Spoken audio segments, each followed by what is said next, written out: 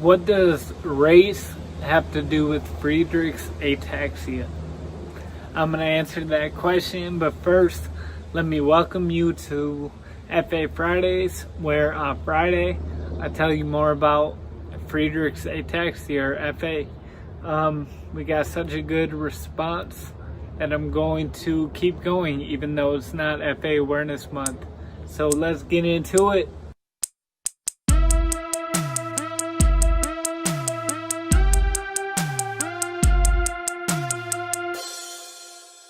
So I was planning on doing an episode every Friday during May, and obviously I missed a couple weeks, and that is because a few blocks from my house is where George Floyd was murdered, and a few blocks that way is where I shop and where I, get my daily supplies. That's all been burned down.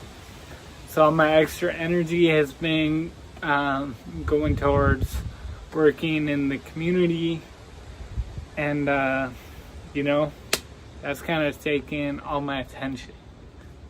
But those events have made me want to get this idea off of my chest. What does race and FA have in common? I'm going to explain it to you.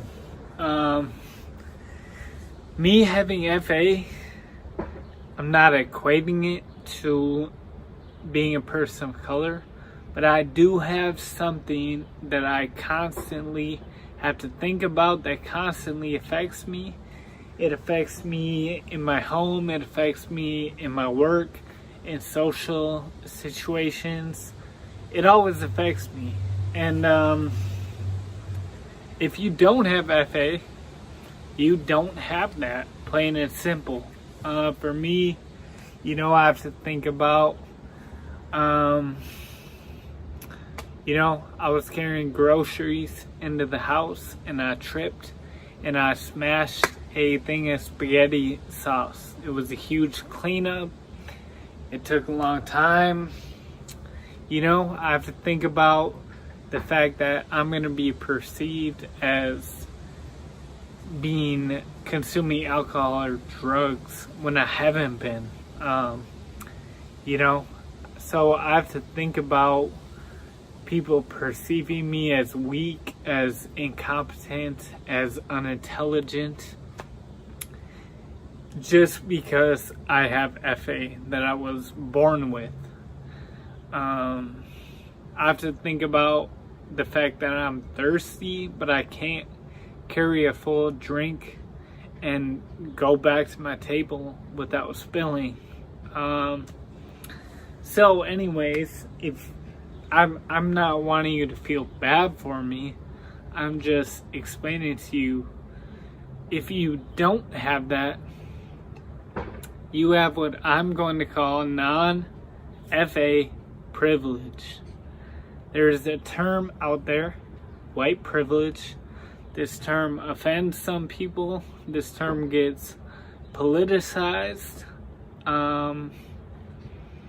It turns people off, but I think we need to talk about it. And me being a white person, there are things that people of color have to worry about constantly. How you're going to be perceived. You may be perceived as dangerous.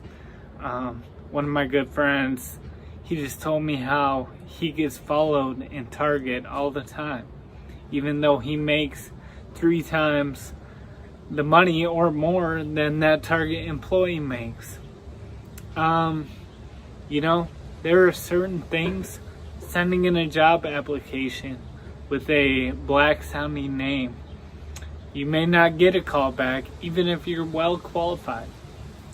So there are all these things that me being white, I don't have to worry about. I have white privilege. Now let's break down an example. If you're my friend, you're with me, I have FA, and we're at a table and you have the opportunity to grab a drink for me. You know, I would say like, hey bro, can you grab me a drink? Because you know I'm gonna spill it. Now, nobody has ever been offended at that question. No one has ever been like, well, I worked hard to be able to carry my own drink. Or, well, stop making excuses. Nobody gets mad or offended when I ask them to use their non-FA privilege to benefit me, because I do have a disadvantage. So when somebody talks about white privilege, and they're not saying you don't work hard, they're not saying you don't have pain, you don't have suffering, you haven't been through anything, you know? No one's saying that. If they are saying it, they're misusing the term white privilege. All they're saying is you have some advantages that people of color don't have. You have things that you don't have to think about and worry about that people of color do. And how can you use that privilege to benefit somebody else? You don't have to get offended.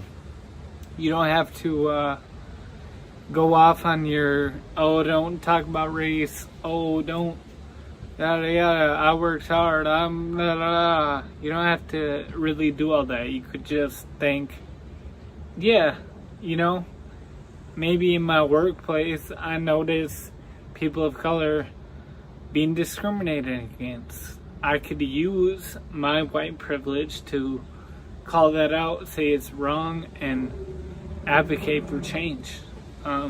That's one of many examples, you know. So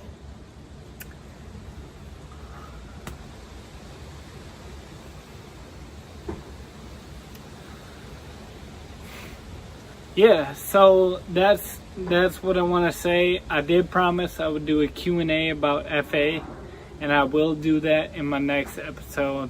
So make sure you check in, log in, follow my Instagram, YouTube, Facebook, 1020, add 1020 words. You know, I'm going to do videos every week if possible. And yeah, thanks for tuning in. FA Friday. Peace.